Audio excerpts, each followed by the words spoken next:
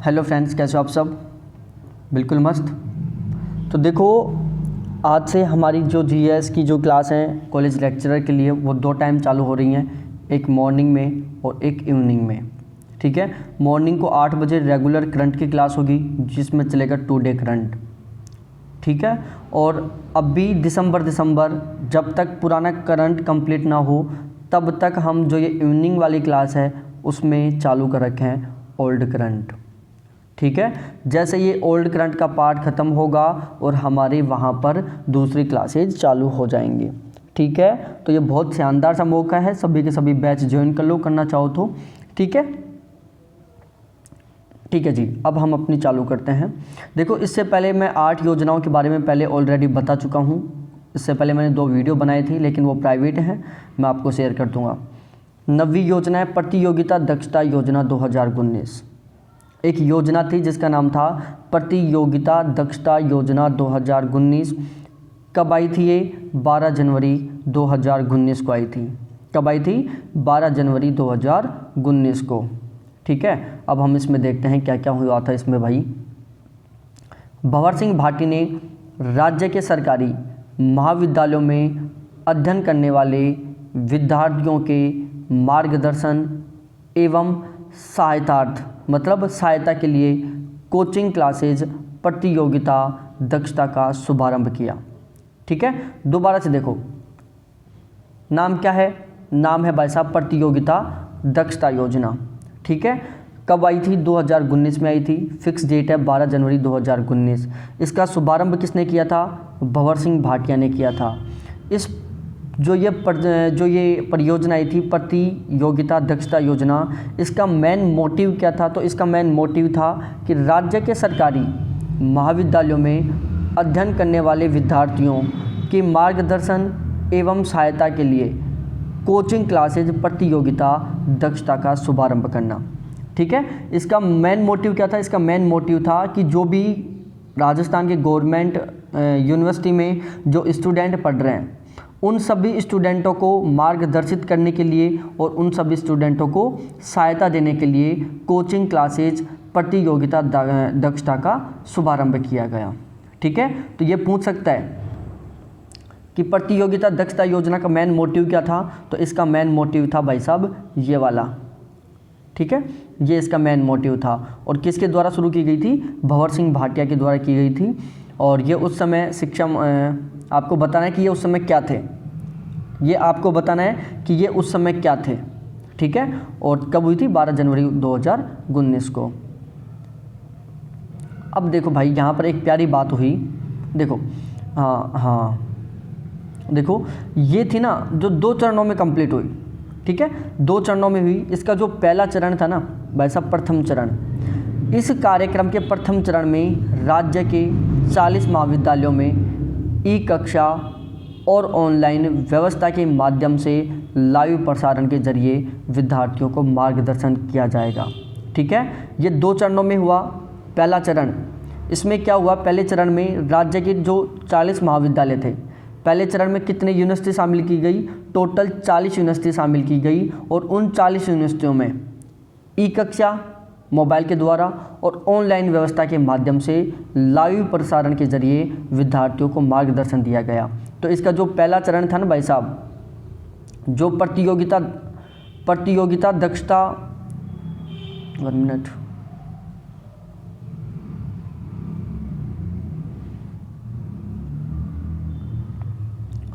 जो प्रतियोगिता दक्षता परियोजना थी उसका पहला चरण में कितने शामिल थे महाविद्यालय? टोटल 40 महाविद्यालय, और उसमें ई कक्षा और ऑनलाइन व्यवस्था के माध्यम से लाइव प्रसारण किया गया और विद्यार्थियों को मार्गदर्शित किया गया। ठीक है, थोड़ी सी आगे प्यार की बातें हैं भाई लोगों, बहुत प्यारी प्यारी बातें हैं। प्यार की बात क्या है कि इसके बाद समस्त 252 महाविद्यालयों को इसे चरणबद्ध लागू किया गया। और बाद में क्या किया गया भाई? बाद में जितने भी महाविद्यालय बचे, टोटल महाविद्यालय कितने हैं? 252 हैं। 252 में से 40 महाविद्यालयों में कब लागू कर दिया गया था? पहले चरण में। और बाकी के जो 212 महाविद्यालय बचे उनमें बाद में चरणबद्ध तरीके से लागू किया जाएगा। ठीक है भाई, आगे देखो, बहुत गजब का क्वेश्चन लो भाई, वापस दिल छूने वाला क्वेश्चन। स्टेट अंतर जिला पोर्टेबिलिटी सिस्टम, एक नई परियोजना थी, 10वें नंबर की है यहाँ पर ये। स्टेट अंतर जिला पोर्टेबिलिटी सिस्टम कब शुरू हुई? जनवरी 2019 में आई। किसके द्वारा लाई गई? खाद्य नागरिक आपूर्ति विभाग द्वारा। किसके द्वारा? खाद्य नागरिक आपूर्ति विभाग के द्वारा। ठीक है, अब इसका मेन मोटिव क्या था? इसका मेन मोटिव था भाई साहब कि प्रदेश में घुमंतु परिवार को खाद्य सुरक्षा व्यवस्था मुहैया कराना। ठीक है, दोबारा से पढ़ लो भाई साहब। जो स्टेट अंतर जिला पोर्टेबिलिटी सिस्टम था, इसका मोटिव क्या था? इसका मोटिव था कि प्रदेश में घुमंतु परिवारों को खाद्य सुरक्षा व्यवस्था मुहैया करवाना। ठीक है, और ये किसके द्वारा लाई गई थी? खाद्य नागरिक आपूर्ति विभाग के द्वारा चालू की गई थी। और कब हुई थी? जनवरी 2019 में।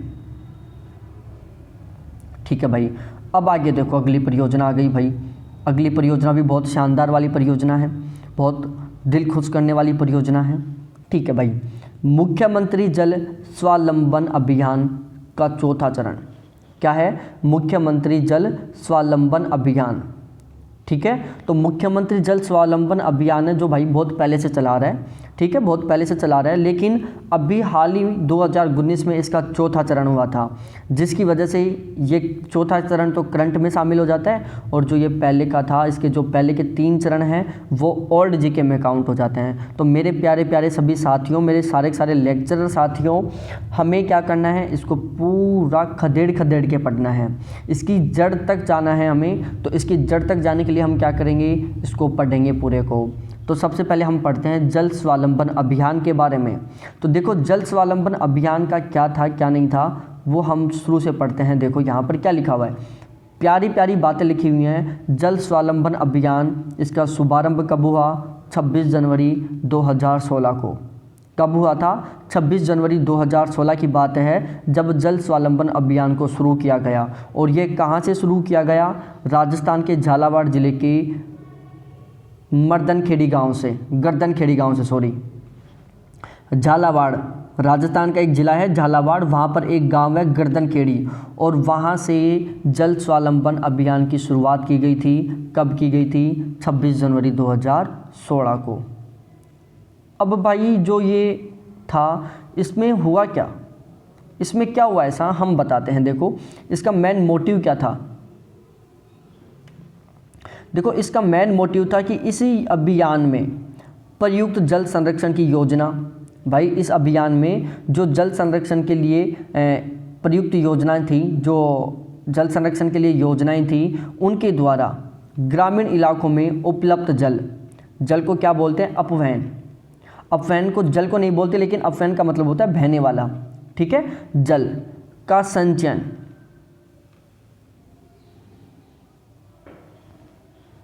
जल का संचयन।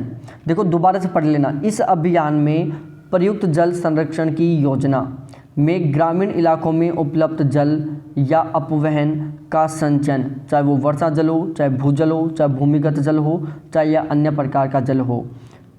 ठीक है, मतलब इस योजना में क्या क्या काम करने थे? इस योजना में क्या क्या काम करना था भाई मैं बताता हूँ। इस योजना में एक तो काम क्या करना था, ग्रामीण इलाकों में उपलब्ध जल का संचयन करना, पहला काम। दूसरा काम क्या था? जल ग्रहण उचित उपयोग, ये दूसरा था, जल ग्रहण उचित उपयोग। तीसरा था नवीकरणीय और नए जल संचयन संरचनाओं का निर्माण करना, ये तीसरा था। ठीक है, तो ये जो स्वावलंबन योजना थी, इसमें 3 टारगेट थे। पहला टारगेट था इसका कि ग्रामीण इलाकों में उपलब्ध जल का संचयन करना, कि ग्रामीण इलाकों में जो भी जल उपलब्ध है, चाहे वो वर्षा के द्वारा हो, चाहे वो भूजल हो, चाहे भूमिगत जल हो, चाहे अन्य प्रकार का कोई भी जल हो, उसका संचयन करना। दूसरा टारगेट था जल ग्रहण उचित उपयोग, जल को ग्रहण करो, स्टोर करो और उसका एक सही ढंग से उचित तरीके से उपयोग करो। और तीसरा था कि ऐसे संसाधनों का उपयोग बनाओ, ऐसे संसाधनों का निर्माण किया जाए, ऐसे संरचनाओं का निर्माण किया जाए जिनमें जल का संचयन किया जा सके और जिसमें जल का नवीकरण किया जा सके। क्या किया जा सके? जल का संचयन किया जा सके। ठीक है, तो इसके 3 मोटिव। पहला मोटिव ग्रामीण इलाकों में उपलब्ध जल का संचयन करना, दूसरा जल ग्रहण उचित उपयोग या नवीकरण है, और तीसरा था नए जल संचयन संरचनाओं का निर्माण करना।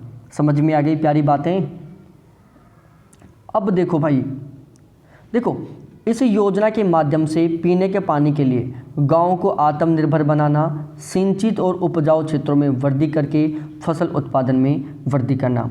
अब यहाँ पर बात क्या हुई कि भाई जब जल का स्टोर हो जाएगा, अब जल का स्टोर कर रहे हो, उसके लिए आप अलग अलग स्टोर के लिए आप अलग अलग वो बना रहे हो, संरचनाएं बना रहे हो, तो ये क्यों कर रहे हो?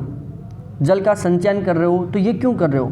तो ये इसका कारण क्या था कि पीने के पानी के लिए आत्मनिर्भर बनाना। क्या करना? पीने के पानी के लिए आत्मनिर्भर बनाना, सिंचित और उपजाऊ क्षेत्रों में वृद्धि करके फसल उत्पादन में वृद्धि करना। ठीक है, ये कुछ इसके मोटिव थे।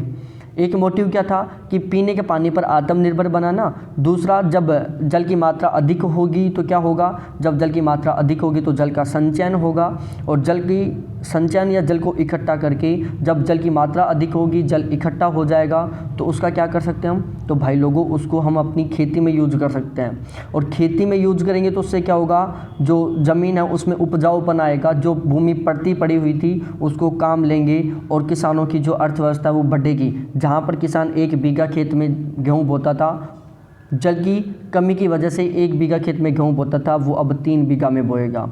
ठीक है, तो इससे क्या होगा? फसल उत्पादन में भी वृद्धि होगी। अब देखो प्यारे साथियों, इस योजना के प्रथम चरण में 295 पंचायत समितियों के 3529 गाँवों का चयन किया गया।